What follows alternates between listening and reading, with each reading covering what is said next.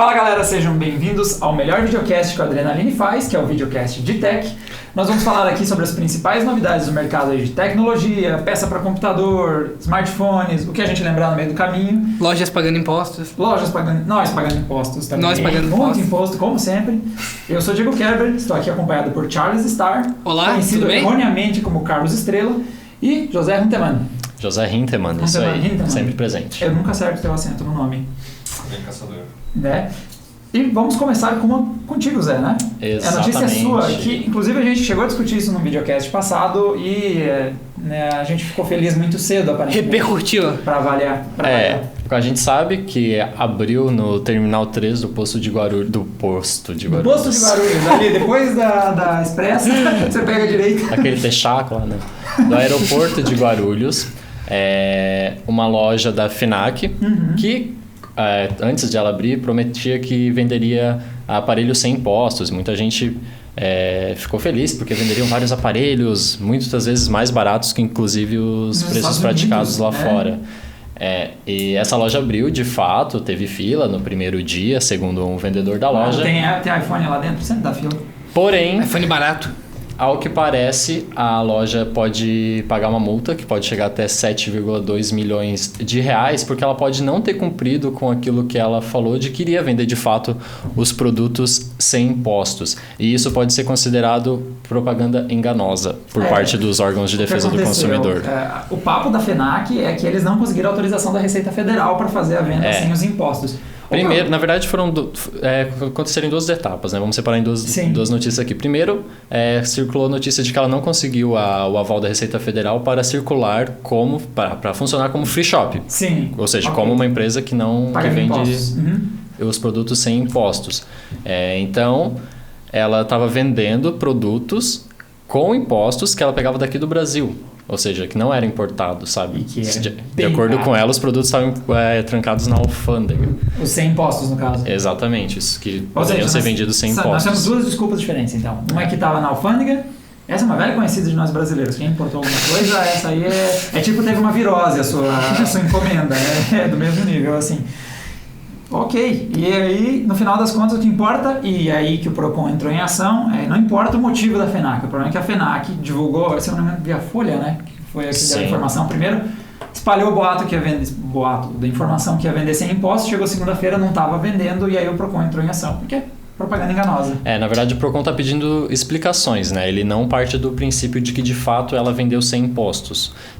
Ela quer explicação, ela quer saber, tipo, se um cliente procurou a loja e a acusação de que vocês venderam sem imposto é verdadeira. Vocês venderam, de fato, o produto pelo preço que tinham divulgado antes, sem imposto, ou como que vocês fizeram, sabe? O cliente chegou até a loja de vocês e encontrou um preço diferente daquilo que vocês estavam divulgando? Então como é que vocês reagiram? Então não tem saída para eles, né? Eles têm que dar uma série de explicações. Ou eles venderam sem impostos e descumpriram a tal medida do... Como é que é? Da Receita, né? Sim. Ou eles fizeram propaganda enganosa e venderam com impostos. Será que conseguiu, né? Eles conseguiram se pôr numa armadilha que não tem pra onde ir. Seja lá qual for a resposta deles, eles fizeram algum erro. E para ajudar, ela não se pronuncia. Então, ela não disse de fato vendeu sem imposto ou não. Então, ela não ajuda a nós, jornalistas, para nós termos uma informação mais precisa. Pois é. Na verdade, o que a gente lamenta inclusive eu e o Thiago, que estamos indo para a Computex em breve, a gente lamenta não ter essa bela chegada no país aí de poder comprar $500 sem impostos, né? Querendo ou não, em cima já da cota dos 500 que a gente já tinha, ter mais 500 seria muito bem-vindo. Então, vamos ver se até lá resolvem, né? Tomara, para nossa sorte, temos tempo. É bacana também já avisar que a gente fala de viagem e tal, mas estamos indo para a Computex aí no começo de junho, vamos estar em 3 pessoas lá cobrindo direto de Taiwan, vamos trazer as principais novidades aí dessa feira, que é a principal aí dos fabricantes asiáticos de componentes, ou seja, placa-mãe, placa de vídeo, peça para computador, etc. Bem entusiasta, né? Essas coisas bem entusiasmadas, tipo o Carlos quase caindo dentro desse tablet. Tá super empolgado. Vamos para a próxima? Ou sim. Já desanimamos, né? Infelizmente, você vê, a gente sempre noticia as coisas, aí depois dessa desanimada, quando a gente acha que vai rolar sem impostos, é sempre uma ilusão. Por enquanto, ainda não. Próxima notícia é uma das mais importantes, talvez o lançamento aí, né? Porque pelo que eu vejo aqui, a gente não tem grandes lançamentos nas últimas semanas. Mas a gente tem um, né? A gente tem um lançamento que é o Surface Pro 3. Isso é uma coisa, eu acho uma coisa importante de falar aqui, é que acontece muito na Adrenalina, inclusive. O pessoal que acessa o site comenta, o pessoal confunde muito rumor com informação real, né? A gente até já brincou com isso.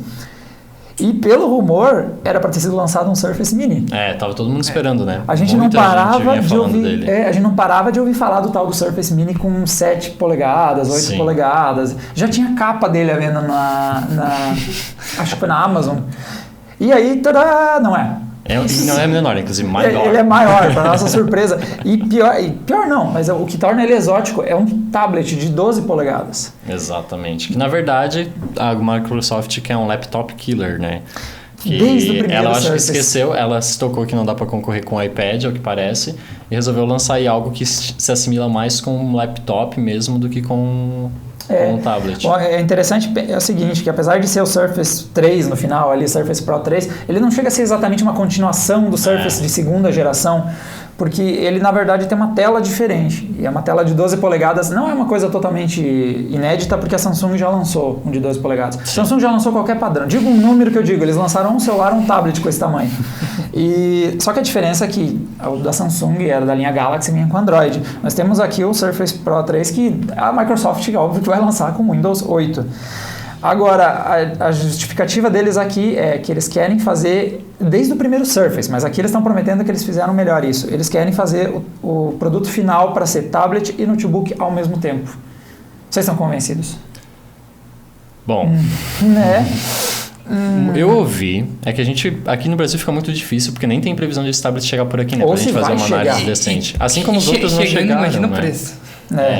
Então, partindo do que muita gente disse, tem muita gente dizendo que a Microsoft acertou a mão dessa vez. É que, assim, a gente já deve ter falado isso em algum outro podcast. No tempo que, inclusive, ainda era só podcast, que desde essa época o Surface está tentando ser alguma coisa. É aquele velho problema dos híbridos, que tentam fazer muita coisa. É o dilema do pato lá, que o pato corre, nada e voa. Ele faz várias coisas, mas as 3 formas dele se locomover é uma pior que a outra. Ele é desengonçado em terra, desengonçado em ar e péssimo na água. Entende? E aí o que acontece? O Surface cai na mesma questão. Ele tenta ser um tablet, mas ele é muito grande. Ele tenta ser um notebook. Cara, eles melhoraram o stand, né? Que é aquilo que Sim. mantém ele. E, enfim, fizeram uma coisa que começou a aproximar mais do notebook. Mas eu ainda acho que não dá certo. Porque a primeira geração, o que acontecia? Você tinha 2 modos. Ele estava com um stand e sem um stand. É como se esse notebook tivesse ou assim ou fechado. Eram os 2 modos dele. Aí a segunda geração passou a ter assim e assim. Ele passou a ter 2 níveis. O Surface Pro 3, enfim, é o que faz todo o caminho. Você consegue achar o ângulo que você quiser. Que é a experiência que a gente tem nos notebooks. E tá chegando lá. Só que pra mim, cara, aquele pezinho dele... Ele atrapalha Não pra parece. colocar no colo, essas coisas assim, mas o 2 já prometia melhorias nisso, né? Que seria mais Exatamente. estável pra você Mas mesmo assim, no o cara colo. na própria apresentação parece que tá mais firme, mas você olha aquilo e você sabe que qualquer coisinha vai cair. Ele dá a impressão de que é frágil aquele negocinho, né? Eu diria que o problema dele não é nem fragilidade, porque o cara jogou ele no chão uma hora ali. Ele é super resistente, pá!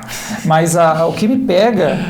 Aí deu tela azul no Surface, assim que ele jogou no chão. Mas o que me pega é sempre esse lance do... Cara, ele tá apoiado num pezinho e não parece... Eu ainda tenho muito mais segurança em pegar um notebook, colocar no colo e usar sentado em algum lugar. Ele não me passa confiança. Claro que o cara da Microsoft, super treinado disso, passou a noite toda equilibrando, ele colocou lá e ele conseguiu digitar na boa, assim. Mas acho que se eu desse uma batidinha na coxa dele, o treco ia, entendeu? Então, e como tablet... O tablet, opinião pessoal, eu gosto muito mais dos tablets de 8 polegadas, Sim. de 7, que nem o Carlos está aqui no canto, do que os tablets de 10 polegadas. Porque acho que se é para ser tablet, é para ser portátil, é bom para carregar e coisa e tal. 10 polegadas começa a ficar grande. Esse aqui tem 12. É assim, mas é aquilo que a gente falou, né? Ele não é mais um tablet. A gente não pode mais considerar um A tablet Microsoft só. vende como se fosse um tablet. Mas ela pretende usar mais como laptop do que E é como outra exatamente coisa. essa outra parte que eu tava pensando, porque para um tablet, tá ok, 12 polegadas é bastante, mas para um notebook, 12 polegadas eu já penso que é pouco. Sim. Eu já não acho suficiente para mim um notebook 12 polegadas, talvez esteja no limite, assim. Talvez um produto desses, o mais importante, talvez fosse a experiência de notebook. Aí depende do que a pessoa quer. Às vezes também eles poderiam... Aí é que estaria a grande sacada de fazer como os rumores diziam e ter um Surface 3 e o Surface Mini. Uhum. Que daí as pessoas poderiam o Surface Mini ser mais próximo de um tablet e o Surface 3 ser mais próximo do notebook, principalmente com essas especificações. E a gente pode ver que as próprias especificações, elas estão muito mais para notebook do que para tablet, né? Exatamente. Pode ter até Core i7. A comparação que eles fizeram no evento, eles colocaram ele lado a lado com o MacBook Air. Ou seja, eles estão focando muito mais no Air do que necessariamente no iPad.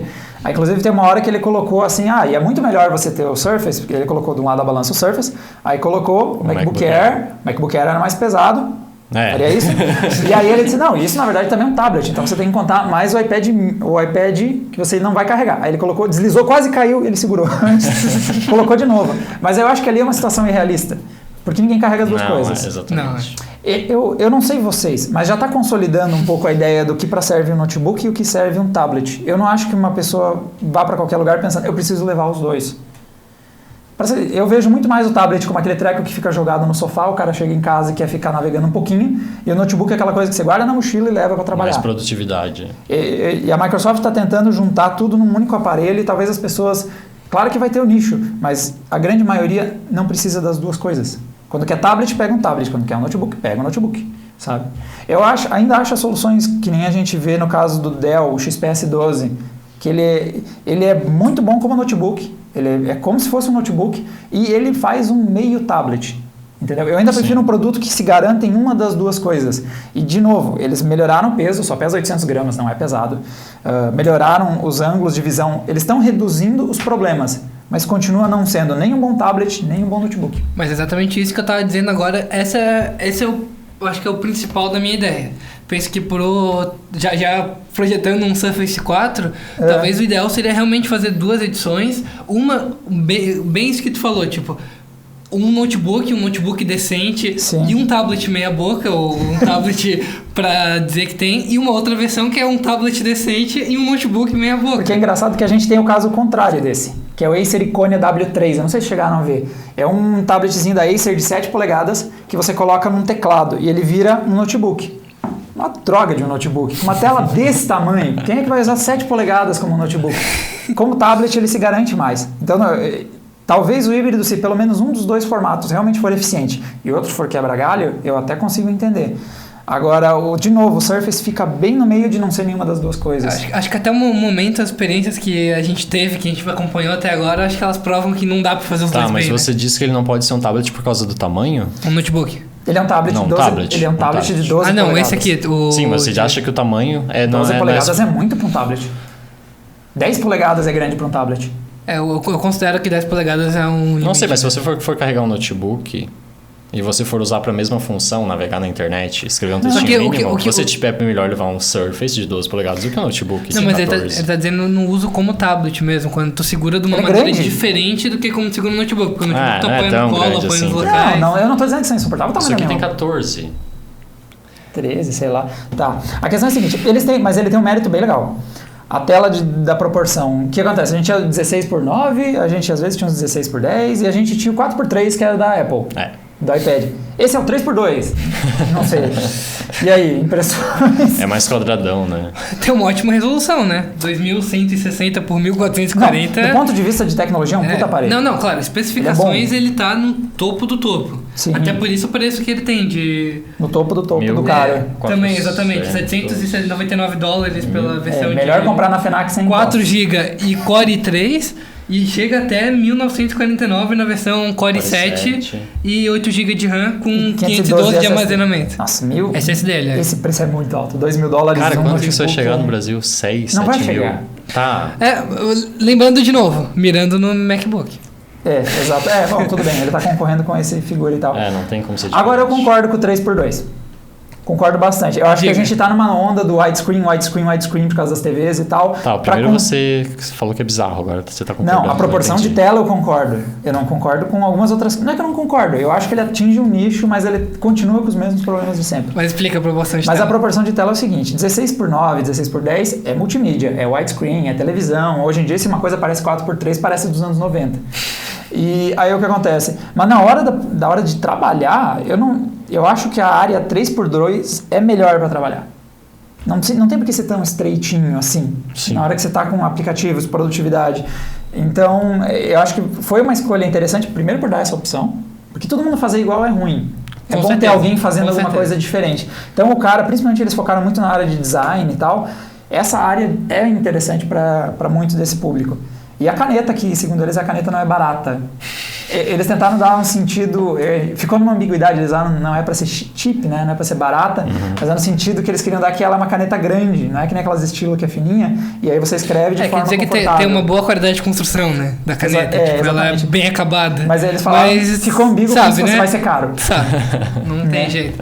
Mas quanto à proporção mesmo, eu pessoalmente, o que eu mais uso o tablet é pra ver mídia mesmo, tipo, ou pra quebrar um galho na aula, que eu não tenho notebook pessoalmente.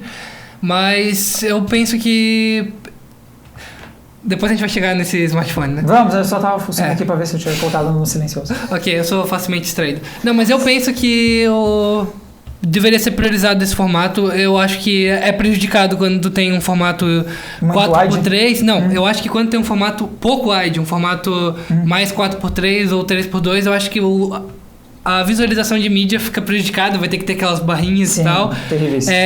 Eu acho que a gente está se adaptando para um mundo em que é 16:9 e eu gosto da aposta. Eu acho que é bom a gente ter essa aposta. Exatamente. Que nem tu falou. Tentar mas algo novo, né? eu acho que não vai funcionar. Eu acho que a gente tá entrando num mundo que tá cada vez mais 16:9, tá tudo 16:9. Cada vez mais esticado. No máximo 16:10, então por enquanto tá complicado. Ok. E ainda tem a tendência daquelas TV ultra widescreen que queria imitar o cinema, né? Tipo 21:9. Ok. Mas isso eu também acho que por enquanto não tá tendo uma Só pra seleção nicho. boa, né? Talvez só pra nicho. Vamos para a próxima notícia, gente? Porque o Surface é um produto interessante, mas nunca chega no Brasil, então meio que ferra com a gente, né? Bom, outra coisa que também pode não chegar no Brasil, mas nos Estados Unidos já aconteceu, é uma lei que pretende incluir um botão da morte nos smartphones. eu adoro quando a gente inventa esses nomes para as coisas. Você precisa ter esses nomes, senão vocês não clicam, tá? Se a gente disser, um botão que apaga todos os seus dados, não. A gente diz o botão da morte, vocês vão lá ver. Até porque vocês torcem que dê para matar alguém remotamente, eu sei. Principalmente aquele que Ativa roubou o seu um smartphone, que é essa a intenção. Dá um choque no ladrão. Nos Estados Unidos, Caramba. mais precisamente no estado de Minnesota, o governador do estado assinou, na quinta-feira passada, uma lei que obriga os smartphones comercializados no estado a virem com o botão da morte, que tipo pode ser acessado remotamente, né? Porque a função é que caso o seu smartphone seja roubado, você possa acessar esse botão e apagar todos os seus dados e bloquear o aparelho, desativar o aparelho completamente. Que é o que alguns aplicativos já fazem, né? A gente já tem algo para esses lados aí, dessas suítes de aplicativos. O Windows Phone tem algumas funçõezinhas de tipo verificar a posição dele remotamente. Se você deixou o GPS e o 3G ligado, você Mas consegue isso não ver. vai fazer apagar os seus dados nem desativar o seu telefone. Sim. Apagar os dados até dá. Não do Windows Phone. No Windows Phone eu não sei. Né? E também, isso no caso exige que o cliente tenha um outro conhecimento para baixar esses aplicativos e tudo mais. E a intenção é que isso já venha com os aparelhos nativos e que apague tudo caso ele tenha algum problema. A intenção a medida, aliás, ela vai começar a valer a partir de julho do ano que vem. E tem a intenção de tornar o furto de smartphones menos lucrativo. Ou seja, bandidos não vão mais querer smartphones porque sabem que vai ter o botão da morte que eles não vão poder usar. E não então não é simplesmente apagar os dados, é inutilizar. Exatamente, desativar totalmente o aparelho. Mas tem duas questões nisso aí. A primeira é que eu acho que até poderia ter isso no mundo inteiro, poderia ser padrão dos smartphones ter essa opção. Vamos abrir um parênteses, pode haver, porque dificilmente uma fabricante de smartphones vai fabricar um aparelho específico para um estado dos Estados Unidos. Exatamente, né? tem exatamente. Então é essa possível questão. que tenha essa opção para vários países, ou pelo menos para os Estados Unidos inteiro, caso eles apenas lancem lá. Pois é uma ideia interessante e tem a opção de tu não usar também. Então, se tu... E o ponto 2? E o ponto 2 é uma coisa que eu observo muito com a minha mãe e que Beijo, dona pode Estrela. ter um problema. Pois é, e que Tchau, pode Estrela. representar um problema, que é ela várias vezes já perdeu o cartão de crédito dela. Ela já esqueceu em algum lugar e tal, e sabe como é que é, né? Cartão de crédito tu perde, tu cancela. Exatamente. E depois tem que voltar lá no banco pra desbloquear e tudo. Você tá dizendo que sua mãe achar que roubaram, ela perdeu e ela achar o pode celular inutilizar fritado. o celular e depois achar ele de novo, porque ela perdeu. Então isso é uma coisa que as pessoas têm que ter cuidado também se caso aconteça no mundo inteiro. Vale a pena ter uma certeza, mas provavelmente vai ter alguma medida que dê pra contornar o problema, né? O que me preocupa, na verdade... Mas daí a grande questão é, se um pode contornar, todos podem. Exatamente. Pode ser. Tipo, não todos podem, mas os Mas vai ser possível que alguém consiga. No mercado negro, alguém contorna. Todos contornam. Pelo menos alguém contorna no mercado negro. A questão aqui que eu tô imaginando é que toda vez que inventaram um sistema baseado em computadores, que tem processador e memória RAM, alguém lá foi e ferrou com ele. Eu tô imaginando esse mecanismo existir e aí alguém acha a brecha e começa a fritar. Seu celular começa a fritar dentro do seu bolso porque alguém ativou o botão da morte remotamente e lá se foi o seu Angry Birds. Peraí, a gente tá usando tanto isso aí, mas não é fritar literalmente, né? Não. Ok, eu só gosto é uma figura de linguagem poderosa. É que o botão da morte é tranquilo. Botão da morte. O bandido é assassinado quando você aciona esse botão. Não, fica claro que você não vai conseguir matar quem roubou o seu celular. Não, o fritar é inutilizar o celular. Eu acho que pode ter sim por padrão, mas quando eu configuro meu celular eu gostaria que isso fosse... você pudesse ativar ou não. Pudesse ser que nem aquele da Google que tu mesmo no navegador vai lá e deleta os dados, por exemplo. Sim. Mas tem um dado interessante que caso essa aprovação da lei lá comece a gerar resultados, os consumidores americanos vão gastar cerca de 2,5 bilhões a menos na compra de smartphones. Porque a cada 3 roubos lá, de acordo com uma pesquisa da Universidade de Creighton, envolve celular. Cada 3 roubos envolve celular. Aí o pessoal fica desmotivado a roubar. Eu gosto do sotaque que você coloca pro nome dos lugares assim, Minnesota, Creighton. Minnesota, tá certo assim? Valoriza bastante. Ok, podemos passar para a próxima? Podemos. Vamos deixar os celulares da morte para trás aí. Mas não sem problemas, né? Afinal a gente vai falar da TIM. Vamos falar de conexão. Uma coisa que a gente gostaria muito aí de ter uma mais rapidinha, que a gente sempre luta para mandar as coisas. A TIM lançou a banda larga fixa de 1 GB, mas não tá barato não. Quem diria? Exatamente, a fibra ótica aí com o plano da TIM. Achei que ia pagar 35 por mês. Não, pessoal, está com um custo aí de R$3.000 para instalar e a mensalidade sai só por simples R$1.500. Ou R$1.500 também. R$1.500. Reais. Bem caro. E ela vai entregar toda essa velocidade mesmo? E tem mais a taxa de instalação também, né? Que é de 3 mil. Não, então, exatamente. Já somos 2. Tá, desculpa. Eu tava meio fora do mundo. O Carlos, ele dispersa qualquer coisa, vai dar esquilo. Mas aqui, além dessa questão, naturalmente, de se você vai ter tudo isso, vai chegar a tudo isso, apesar que a tecnologia que usa é fibra ótica, então a gente espera que... É a mesma que o pessoal fala tanto da Google Fiber, a fibra ótica do Google e tal. A questão aqui é que isso é bem curioso. O pessoal, quando fala 1 GB, sempre imagina que vai baixar 1 GB por segundo. E aí nós entramos numa discussão, até que é bom aí já... Na verdade não é gigabyte, é gigabit. Exatamente. Quando a gente diz giga, é 1 gigabit. 1 gigabit é... Quanto é? Divide por 8. Divide por 8. Faz as contas aí, Carlos. Num tablet, olha, vou provar para vocês como o tablet não é uma boa ferramenta de produtividade. Vamos ver quanto tempo ele leva. Dividido por 8... Está, 125 megabytes por segundo. Exatamente. Tá bom, né?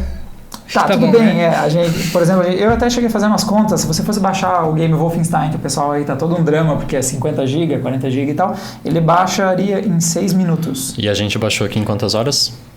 6, 7? Pois 5 horas e pouquinho, né? Dá pra ter um comparativo legal. Enfim, é uma internet boa. É que a gente tá aqui em Floripa, a coisa não é tão bem assim também. Tem que passar pela ilha. Exatamente. E é tudo bugado isso aí. Qual é o problema? Exatamente. Tem literalmente só um cabo na ponte. Que nem uma vez que o pessoal fez besteira lá embaixo da ponte e ficou a cidade inteira 2 dias sem luz, né? Você quer ferrar com a gente, derruba a ponte. Entendeu? Não chega água, não chega nada aqui. A gente volta... Florianópolis volta à idade da pedra em 3 horas. Vira Açores de novo. Sem sacanagem. Só acha que eu moro do outro lado da ponte. Então o problema é de vocês. Bom, mas a questão é... Enfim, está começando a chegar essas conexões. Claro que o pessoal está louco para ver aquela conexão da Google, porque é mais, né? Não é esse preço todo aqui, mas já estamos começando a chegar em um patamar mais alto de conexão. Claro que o pessoal nos comentários pirou com o valor e tal, Sim. mas é porque, óbvio, né? Tá chegando, a tecnologia nova. Não dá para esperar que fosse barato. Mas eu gostaria, seria interessante. Ela é voltada principalmente para empresas, né? Que demandam altas conexões de internet e tudo mais. Porque dificilmente um usuário comum, a não ser que esteja esbanjando dinheiros... Vai gastar isso, né? Vai gastar R$1.500. Tipo o Thiago, que ele adora baixar... Wolfenstein em 6 minutos. Wolfenstein. Várias vezes ao dia. Wolfenstein. E streaming de conteúdos que não iremos... Exatamente. Falando em streamings de conteúdos, Carlos, Essa é sua, mata no Carlos. peito e manda. O principal rumor quase... Então, o rumor... A gente fala de Rumor, rumor, quase rumor, não rumor da o semana. rumor quase verdade já é que o YouTube está... E a Google, né? Que na verdade são uma coisa só, né? Praticamente. Na verdade é o YouTube que é da Google, mas no título a gente bota YouTube e Google pra identificar bem. Exatamente. Estão prestes, ou estão comprando, estão lá gritando valores um pro outro, quase comprando Twitch TV por $1 bilhão. $1 bilhão. É um pouquinho mais de reais. Quanto? $1 bilhão. De dólares. Com B de bola. Paga E o vários que é o meses Twitch da... TV, para quem paga não vários sabe, meses da Carlos live stream. Estrela? Bom, a Twitch TV, pra quem não sabe, é um serviço de streaming de jogos exclusivamente pra comunidade gamer mesmo. Então, lá tu vê streaming de principalmente League of Legends e Dota. São sempre os dois que estão ali no topo. No topo, exatamente. Aí também tem um pouquinho de Hearthstone, que nem lembrou o Thiago, um pouquinho de arma, tem até gente jogando FIFA lá. Games. Games. E ele é muito tranquilo de você fazer, assim. Qualquer um em casa vai lá, configura Sim, um pouquinho. exatamente. E quando vê, já tá transmitindo as suas partidas. Só a gente que não consegue fazer streaming aqui. Só o Adriano é o único que não consegue. Maldito conexão. Mas a compra parece meio... pelo que eu li, assim, rumor sobre rumor. Olha só o nível que tá a coisa. Ai, meu Deus. Mas parece que tinha mais gente interessada na compra do Twitch, que inclui a Sim. Microsoft e tal. Mas parece que pro Twitch TV foi mais interessante. Pro YouTube, afinal de contas, é meio que o mesmo ramo. Até porque o YouTube já tem toda aquela base deles estabelecidas, não só de gamers, mas também de vídeos. É uma base de dados gigantescas. Ele já tem todo o serviço já pré-estabelecido. E mais importante do que isso, o Twitch também tá tanto no Xbox One quanto no PS4 agora. É possível fazer streaming direto desses consoles. Se fechasse com a Microsoft, por exemplo, ia ter que sair do PS4. E aí mata o serviço, querendo Pois ou é. não. Porque o que tava tornando o Twitch tão popular é que ele funcionava em qualquer coisa. Exatamente. Era o YouTube dos games, assim. Pois é, então, mas daí essa compra, ela tem vários fatores e como geralmente acontece, muita gente expressando descontentamento, mas algumas pessoas também vendo o lado positivo. O principal descontentamento, é claro, né, é pensar no YouTube não só comendo a concorrência, como também possivelmente restringindo esses streamings, sabe? O principal problema, na verdade, que o pessoal tá reclamando é da questão do copyright, né? Nós temos todo esse caos. Que muitos das streamings são baseados em pessoas que estão jogando com música não licenciada no fundo. Uhum. Tem jogos, por exemplo, o Twitch Plays Pokémon, um dos melhores exemplos que o pessoal tem usado ultimamente, que foi um jogo da Nintendo, e a Nintendo tava com aquelas tretas com o YouTube e tal, recentemente, de derrubar conteúdo sem copyright, né? Então, essa é uma coisa que o pessoal já fica com receio. Eu acho que se for aplicar as regras do YouTube no Twitch, só sobra o logo no canto esquerdo, direito, assim, no topo. Eu acho que é a única coisa que não cai por copyright, né? Pois é, essa é a questão. Aí, dentro disso, ia ter que perceber e ver o quanto de independência que o Twitch ia conseguir manter. Mas eu creio que esse problema em relação ao YouTube era porque o YouTube mantinha armazenado esses vídeos, né? Já o Twitch não, ele é exclusivo para streaming, né? Não, mas ele também mantém as transmissões armazenadas. Tá. Você tem o ao vivo. Muito do foco dele é o live mesmo, Sim, né? O pessoal o vendo foco na hora. máximo, é verdade. Mas é você verdade. consegue muito bem assistir depois dos programas, eles até ficam Sim, lá. sim. Então. Mas o problema é muito desse do licenciamento. Sim, tem E vamos combinar, a gente tá com medo de ter que fazer uma conta no Google+. Também. Pra pessoal, conseguir entrar. Porque muitos dos comentários, vocês sabem como é que é, né? Aquele Senhor Pepeca 2003. Deus. Não, o YouTube tá uma droga, os comentários. Desde que eles fizeram aquela fusão com o sistema do Google+, eu nunca mais entendi. Os comentários do YouTube eram ruins, agora eles são ruins e mal organizados. Exatamente. Foi a evolução do sistema. Comentem aí no YouTube. Comente aqui embaixo. A gente não acha seu comentário. Se você conseguir, né? Boa sorte. Então, aí o pessoal já começa a imaginar isso funcionando no Twitch. Como o Carlos falou, eles têm lógicas bem diferentes. A minha preocupação agora tem sido outra, na verdade. Diga. É mais uma questão de como todo novo serviço está sendo engolido por um gigante. Exatamente. Há muito tempo agora não pode surgir uma alternativa que vai lá um grande abocanhas. Ali, lá vai o WhatsApp, blá, Facebook. Lá vai o Twitter, o Facebook, blá. Lá vai o Instagram, Facebook. Tá todo mundo. Esses pequenos, aí o Twitch estava indo na boa dele, nossa, muito popular no YouTube. Tá, mas aí que tem Calma. o contraponto. Não tô calmo, eu tô nervoso pra caramba. Aí que tem o contraponto. O Twitch ele tava crescendo pra caramba. Deixa eu achar aqui os números. E ele vai comprar o YouTube. Pra caramba. O Twitch vai comprar o YouTube. Não nesse nível, mas deixa eu achar aqui os números. E vai liberar o copyright. Tá, enquanto o Carlos procura os números, vai lembrar que isso não é um negócio fechado ainda, né? São rumores. Então assim, não vamos fazer sabe aquele escândalo rumor que se propagando com muita força pra não ser verdade? Esse é o status atual dele. É um rumorzão, assim, quase verdade. E parece que eles estão, na verdade, naquela parte do um diz quanto quer, outro diz que quer mais ou menos. Estão discutindo valor já tá desse nível. Por isso que já surgiu aí a proposta de 1 bilhão. Então, mas no começo, mais lá pra 2011, essa época assim, o Twitch TV tinha uma média de 3 milhões e 200 mil usuários por mês. Uhum. Agora, mais pro final do ano, ele chegou a 45 milhões no final de 2013. E eles simplesmente disseram que eles não estão tendo mais estrutura pra crescer. Entendi. Eles estão crescendo tanto que tá acabando a estrutura deles. E uma coisa que o Google ia permitir, e é outro ponto de ir pro Google e não pra Microsoft, é que o YouTube já tem essa estrutura pra fazer esse tipo de coisa. Afinal o YouTube já tem mais de 1 bilhão esse crescimento. de usuários. Se ficar no servidor de publicidade do YouTube, o Twitch vai voar. No resto eu não tenho certeza, talvez não funcione tão bem. Pois é. E também tem uma outra questão que eu vi o pessoal falando, que teve uma discussão na internet, que é que essa compra pode ajudar a legitimar os esportes digitais, né? Os esportes, isso pode ajudar a crescer ainda mais do que já está crescendo agora esse ramo dos games. Até que tá demorando, eu diria. Aqui no Brasil também já tá começando a ver a coisa mais séria e tal. Principalmente com esses games competitivos de LoL e Dota, né? Sim. E são os que são disparados, assim. Também tem bem forte canais de gameplay e tal, mas é competição mesmo que o pessoal tem disparado aí no Twitch. Tanto que os dois jogos mais vistos sempre estão lá, ou é League of Legends ou é Dota, e o outro está sempre em segundo, se for entrar no Twitch. Ok, vamos torcer para que... esse papo de independência a gente já ouviu bastante, tá? É o mesmo papo quando o Facebook comprou o WhatsApp. Não, o WhatsApp vai continuar sendo ele ali, a gente não vai pôr as propagandas do Zuquinho lá. A gente nunca sabe até quando isso é só inicial e aos pouquinhos eles não acabam mudando esse tipo de coisa. Então, vamos ver se... Eu acho que a intenção é muito mais integralizar o serviço, como o Facebook fez com o Instagram, por exemplo. Que ele pega alguns recursos e como ele é dono das patentes, ele pode usar.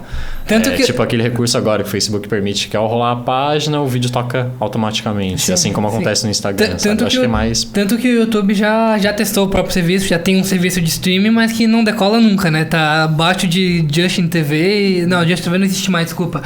De Ustream e vários outros que estão... abaixo do Twitch, que é o principal. Mas, nesse caso, se eles só incorporassem patentes e tecnologias, eu não tenho certeza do quanto que o pessoal ia... E pessoal, né? As pessoas que estão ali dentro. Muitas vezes eles compram a empresa só para pegar os desenvolvedores. Exatamente. Que estão ali e trazer. Mas eu não sei o quanto que ia pegar mal com a comunidade que usa o Twitch hoje, né? Sim. Esse é o problema. Bom, todo mundo acha que sempre uma grande aquisição por uma grande corporação vai destruir o serviço. Eu só tô com medo que tudo que eu faço na minha vida se resume ao Facebook e ao Google, mais do que já tá nesse nível, né? Não, o Facebook ainda vai falir. Falando em Facebook... Polêmico. Falando em Facebook e Google, nós temos a próxima notícia que é do Carlos novamente. Ai, meu Deus. Pelo menos, se o Twitch for comprado pelo Google, pelo menos a gente sabe que ele vai estar protegido. Pelo menos segundo essa notícia que o Carlos publicou. É o que diz essa fundação, né? A Electronic Frontier Foundation, eles dizem, também conhecida como EFF.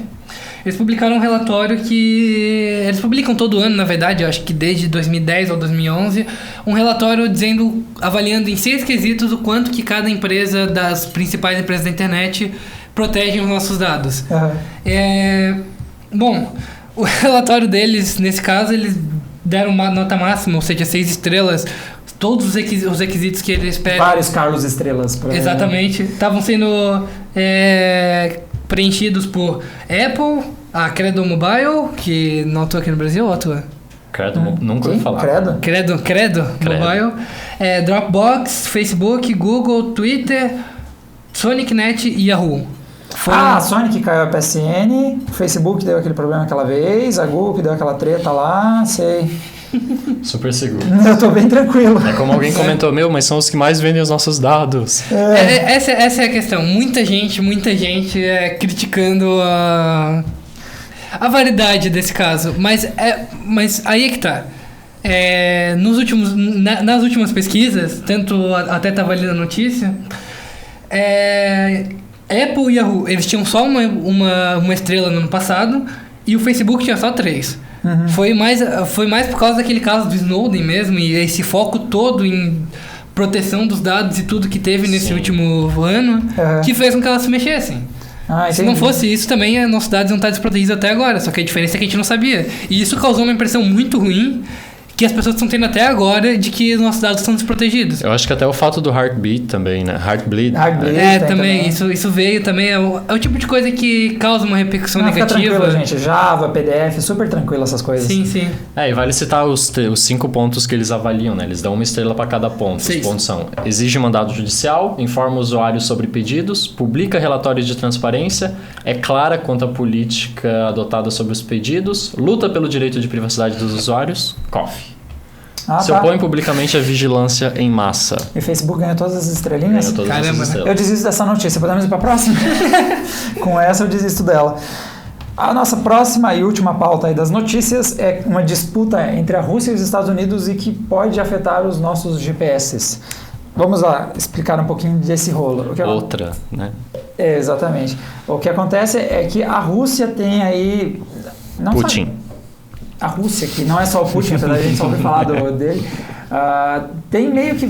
A gente, forçando um pouco, dá pra dizer que anda blefando, mas anda lançando umas ameaças assim que pode impactar, inclusive, aí nos nossos smartphones e coisas com GPS. Exatamente. O pessoal mais... O começo da Terceira Guerra Mundial, que o Thiago falou. Que nem diria o príncipe Charles Star, não, o Charles, que é Charles mesmo, eles já são quase nazistas, né? Ele comparou, acho que foi essa semana, e até deu uma treta aí diplomática entre Grã-Bretanha e Rússia.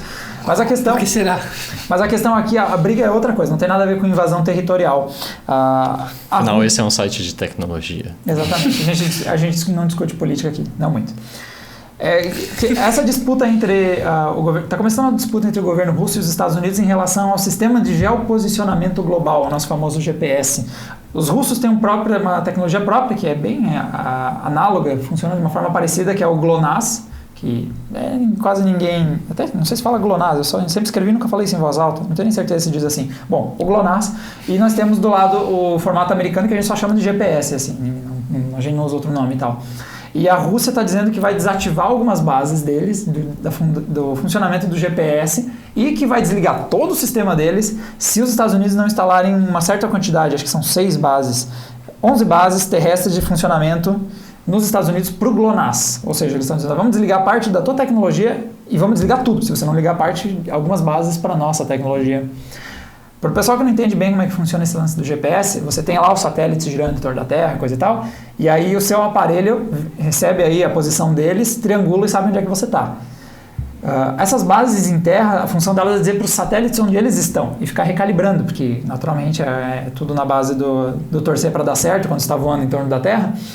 E aí diz para o satélite em que posição ele está, para o satélite dizer para você em que posição você está. Quanto menos bases, menos preciso é o funcionamento. Ou seja, se a Rússia desligar todas as bases deles, a tendência é que é um país bem grandinho, né? Digamos que é uma bela de uma lagartixa no globo, no mapa terrestre global e tal. Se eles desligam mapa terrestre global do mundo, considerando da planeta Terra. Aquela visão americana de que o mapa na parte superior é maior, mas na verdade é mentira e tal. Não, a Rússia aqui no meu mapa está embaixo. É que você não está vendo o resto da área. Aqui está a Rússia, aqui está o resto. Tá. Mas eu coloco a Rússia no centro do mapa. Tá para cá as coisas. Tá, vai. É importante isso. Mas a questão é que, se desligar todas essas bases, a tendência é que todo o sistema de GPS mundial tenha uma redução na sua precisão. Porque vai falhar na triangulação. Não chega a falhar, mas, digamos, são menos bases. Vai estar pior calibrado. Exatamente. Os satélites vão ter menos chances de recalibrarem a sua posição com menos bases em terra. E como o Carlos falou, é um puta país, assim. Então, eles devem ter bastante base de calibragem, né? Então, agora o interessante é perceber como tá rolando essa briga em torno dessas tecnologias e como no final das contas a gente que não, né, já está usando essa tecnologia, não tem nada a ver com esse conflito, essas brigas aí diplomáticas, como esse blefe da Rússia, na verdade, pode sobrar pra gente. Eu não sei vocês, eu tenho experiências muito boas com GPS em relação à precisão. Ultimamente, pelo menos. Eu lembro que nos primeiros celulares que eu tive que tinha GPS, que era um Nokia N95 lá de 2000 e fumaça, ele tinha uma certa dificuldade de triangular, mas hoje em dia funciona muito bem. Cara, eu uso o GPS pra absolutamente tudo que eu não tô acostumado a fazer, tipo... Não, o sistema de localização tá ligado basicamente o tempo todo já, né? Ele Sim. Não, mostra se preciso mas principalmente pra andar de carro em outra cidade, alguma coisa assim, é essencial hoje em dia. Sim. Tipo, sem isso aí eu ia estar muito perdido em muitas situações da minha vida. E aí vocês estão ansiosos para trocar para o sistema GLONASS? Eu nem conhecia, pra ser sincero. Então, aí tá. não sabia que existia É o paralelo. O seu celular é vermelho, né? Pois então, mas vamos... Isso aqui tá muito mais para blefe, digamos assim, do que necessariamente para... Não parece sério. A gente não discute política. Tem muito russo... tá, tudo bem. Mas naturalmente, isso vai atingir todos os russos que usam essa tecnologia aí. Naturalmente, eles, apesar de ser tudo muito diferente lá, eles também ainda usam GPS, né? Eu não duvido. Claro, pode ser um blefe, mas eu não boto minha mão no fogo por isso. Ultimamente a Rússia tem dado uns sustos na gente, né? Afinal, para a Rússia que queria parar de dar combustível para a Alemanha e queria matar todo mundo de frio praticamente, resumidamente falando. A gente não discute história aqui. A gente não discute história aqui, Zé. Não, agora nessa questão da Crimeia, eles falaram que se a Alemanha apoiasse os Estados Unidos na invasão, ela pararia de dar combustível fóssil, porque a Rússia é uma grande produtora, para a Alemanha aquecer as suas casas. Temos uns russos. Não sejamos dramáticos. Bom, pessoal, chega dessa notícia. Fechamos as nossas notícias, na real, né? Fechamos, exatamente. Chega. Então, vamos falar do que nós temos por aqui? Sim. De tudo que nós temos nessa mesa para analisar. Não, calma, vamos lá. Na verdade, não está aqui, mas a gente tem algumas coisas que estão em teste lá, numa outra bancada. A gente fez um vídeo com o Brix, que é muito interessante, que é aquele computadorzinho ultra compacto, baseado no NUC da Intel. A gente tem o Brix, que é da Gigabyte, e ele tem, se eu não me engano, 12 por 12 centímetros e 6 de altura. É um trequinho assim, que ficaria muito mais legal nesse vídeo se eu tivesse com ele. Mas você... Carlos, vai lá buscar. Sério mesmo? Não, fica aí. Ah, tá. Isso é muito importante pro vídeo, ele desliga. Eu pensei em pegar, na verdade. Tá. Mas a questão é que, apesar de ele ser desse tamanhinho, ele é bastante potente. O modelo que a gente está testando tem um Core i7, tem um monte de coisa. Caramba. E, inclusive, o bacana dele é que ele praticamente some atrás de um televisor. Cara, eu queria muito que a câmera pegasse o que está acontecendo. O Thiago está passando lentamente por baixo. Engatinhando aqui embaixo. Mas aí claro, é pensado para você usar atrás do televisor. Ele tem aquele encaixe que ele chama de VESA, que você encaixa aqui atrás e ele praticamente some atrás do televisor. E como ele é um Core i7, ele teve um desempenho muito alto. Ele passa perto dos os processadores mais potentes que a gente já testou. Trouxe o brinquedo. Peça aí. Tcharam! E eis que surge do chão. Olha só! O Brix da Gigabyte. Esse aqui. E você pode ver, ele é bem compacto, cabe na mão. A Gigabyte... Saída HDMI, entrada internet... Tem todo tipo de conexão que você vai poder... Tipo, tudo... Duas USB na frente... Ele vai além do básico. Ele faz de ouvido. praticamente tudo que você quer do computador. Naturalmente não dá para colocar uma placa de vídeo aqui. Para quem tem a mínima noção do tamanho de uma placa de vídeo, sabe que não vai caber por aqui. Mas como ele tem Iris Pro da Intel, ele tem um desempenho bacana. Então aí na próxima semana, provavelmente na semana que vem, a gente vai publicar um vídeo falando mais sobre ele e também jogando e testando coisas, então vocês vão poder dar uma conferida. Ele é destinado a jogos também, então? Dá tipo, pra jogos jogar, menos exigentes. se você pegar leve, dá pra jogar. Já tentaram rodar alguma coisa, né? A gente rodou Dota, a gente rodou Tomb Raider, a gente rodou Crysis no talo em 3 monitores. Eu tô dizendo não, tô brefando a gente. É que o noob acredita. Tudo por aquele streaming do Steam. Tudo via Twitch. É verdade, agora com aquele streaming do Steam é uma boa opção. Isso aí também é outra coisa que a gente provavelmente vai lançar algumas novidades em relação, porque liberou para todo mundo usar o streaming do Steam. Então para quem não sabe. Nós vamos fazer uns testes por aqui e mostrar como é que faz para usar. Dentro de casa você pode usar um outro computador na mesma rede para rodar o que o seu computador bonzão tá rodando. Exatamente, para rodar no quadradinho aqui que está atrás da sua TV. Então esse vídeo deve sair aí na próxima semana. Só que ele é carinho, tá? E ele não... De não entendendo como eles chegaram no stream, mas tá, vai. Eu não sei como eu também, mas eu acompanhei. Bom, esse é o Brix e nós também estamos preparando e estamos tendo problema, inclusive, com uma R9 295X2. Quem acompanha a gente pelo Facebook sabe que a gente está com essa placa monstro por aqui. São dois chips R9 290X em Crossfire dentro da mesma placa. E a gente está tendo problema... Com sistema de refrigeração especial e tudo, né? Com 2 sistemas de refrigeração, líquido e ar. A gente está tendo problemas porque nossa fonte de 1.300 watts não está conseguindo segurar. Acho que nunca a gente não conseguiu rodar alguma coisa com a nossa fonte. A gente está criando um gerador aqui, né? Exatamente. A gente estava falando com o pessoal das hidrelétricas. Mas aparentemente nós estamos tendo problema de alimentação da placa porque não é o suficiente. Aí a gente chegou na Adrenalina e estava sem luz, a piada estava muito pronta. Que alguém esqueceu a placa ligada lá e aí caiu a energia aqui. Mas ele sem querer dar muito spoiler, mas tem umas horas que o sistema chega a consumir 800 watts. Eu não faço ideia quanto que um chuveiro consome, mas ou um desses eletrônicos piores. Mas tem uns eletrônicos, mas a maioria dos eletrônicos que eu tenho lá em casa não consome tudo isso. Eu acho que um notebook, por exemplo, consome em torno de 50 a 60 watts quando está rodando algum game. Ou seja, veja como 800 watts é um chuveiro consome aproximadamente 4.000 watts. Ok, tá, não chegou no nível do chuveiro. A cada hora. Tá, ok. Mas ainda assim, querendo ou não, para um computador é muita coisa, sei lá, 10 notebooks no mínimo. Também deve sair um vídeo na próxima semana se a gente conseguir parar de desligar toda vez que a gente tenta jogar com ela. E temos mais pautas, temos aqui um aparelhinho novo, né? Chegou. Meio novo. O vídeo não está comprometendo. O novo. É mais ou menos novo. Não, tem uma batidinha. A LG mandou que o jornalista anterior andou dando uma porrada no coitado. O lado bom é que se alguém riscou, a gente não sabe, porque ele regenera riscos. Riscos mais leves, é o que dizem. Pra quem não conhece, esse aqui é o G-Flex, como aquele Galaxy Round da LG. Obrigado, Carlos. bom lembrar. Como não veio pro país o Galaxy Round, esse aqui é o único aparelho torto que nós brasileiros podemos adquirir. E atualmente o topo de linha da LG. Ele tem esse formato banana phone, que eu tô tentando descobrir para que serve. Se eu Dizem que é porque ele fica melhor na cara. O Zé prova isso. Já antecipa que ele faz um barulho chato. Ele fica fazendo aquele barulho de dobrado. Mas ele se você força assim, ele faz um barulhão de plástico. Dizem que ele encaixa bem no rosto. Não, e ele tem uma coisa muito interessante, que é aquela tecnologia de que pequenos riscos, não com uma furadeira como queria o Thiago, mas pequenos riscos, ele consegue se regenerar ainda. Mas eu acho que não deixaram tempo suficiente comigo. Eu pretendo fazer um risco e ver se ele volta ao normal depois. Mas esse é o novo topo de linha da LG. E nós temos outros aparelhos que estão a caminho, né? Nós temos o Moto E e também temos o 1320, né? O 1320. O Zé já chamou pelo 1320, eu chamei pelo Moto E. E eu faço o Banana Flex. É, isso aí. Né? Então, em breve teremos coisas. Exatamente. E vários artigos, né? Agora a gente tem um quadro branco gigantesco ali na redação, que ocupa toda uma parede.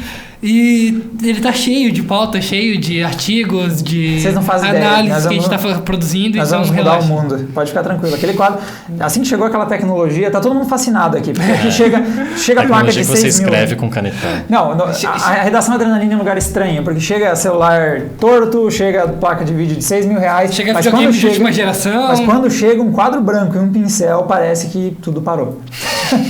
Fechamos, pessoal? Isso aí, beleza. Galera, não deixe de acompanhar aí a gente em outros vídeos pelo YouTube. O último vídeo foi uma entrevista que não foi muito bem recebida por vocês, né? Deu um cara lá que digita super rápido no smartphone. Não, o último vídeo foi 15 minutos. Exatamente. Um ótimo gameplay com Wolfenstein, muito bom, por sinal. Podem olhar. Exatamente. Descubram como áudio joga o Diego. Não deixe de acompanhar aí, nós temos também um RSS com áudio aí que vocês podem acompanhar pelo YouTube, o iTunes, ou também assinar aí para quem prefere só o áudio ao invés de ficar vendo aqui, que vocês não estão perdendo muita coisa se está ouvindo só no áudio, tá? Fica tranquilo. E nós vemos... O áudio também é ruim, porque o Carlos fica falando para baixo. Me desculpe. Fale mais perto do microfone. E nós nos vemos aí num próximo vídeo. Até a próxima, galera. Tchau. Falou. Falou. Pelo menos falou, ficou bom.